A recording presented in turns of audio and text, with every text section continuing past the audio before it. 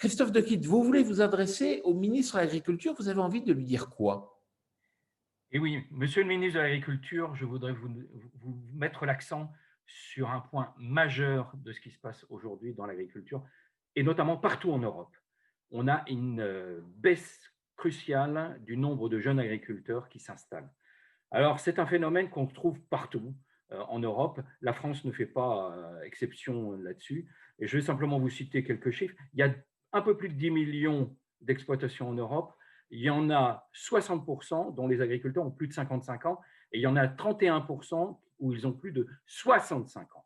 Donc, vous imaginez, en France, simplement 430 000 exploitations, 440, il y en a plus de 50% dont les exploitants ont plus de 55 ans, la grande majorité sans successeur, et on a une décroissance globalement depuis 10 ans de plus de 2% du nombre d'exploitations, et ça va s'accroître, et ça continue à s'accroître.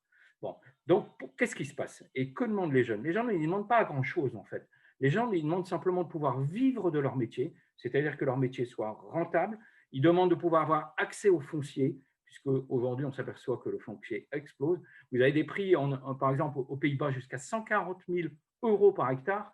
En France, on est nettement moins, mais on est dans des proportions qui ne permettent pas toujours de pouvoir vivre de son exploitation. Et puis, ils demandent simplement qu'on les reconnaisse, quoi. Ah, stop de cet agribashing.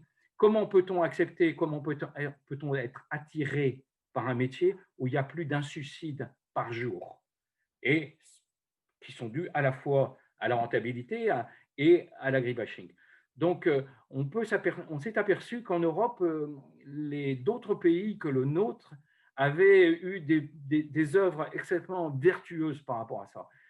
Dans les pays du Nord, et notamment au Danemark et aux Pays-Bas, les banques sont devenues des partenaires des jeunes agriculteurs.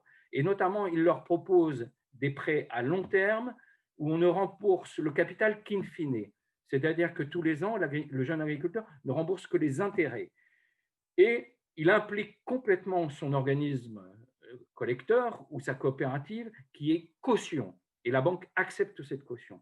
Donc, c'est beaucoup plus facile pour eux et c'est tellement facile de faire ça en France. La deuxième chose, c'est l'accès, c'est donc la reconnaissance.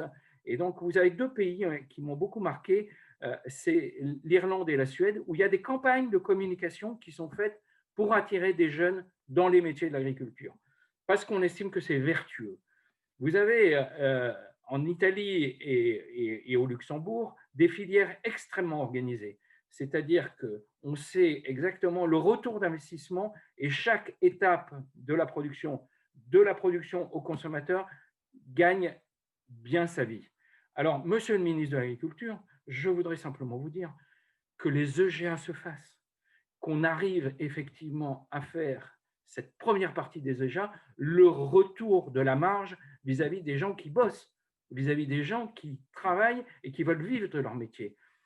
De toute façon, la deuxième partie qui est sur la vertuosité de l'agriculture, c'est pratique. Les jeunes sont prêts à le faire.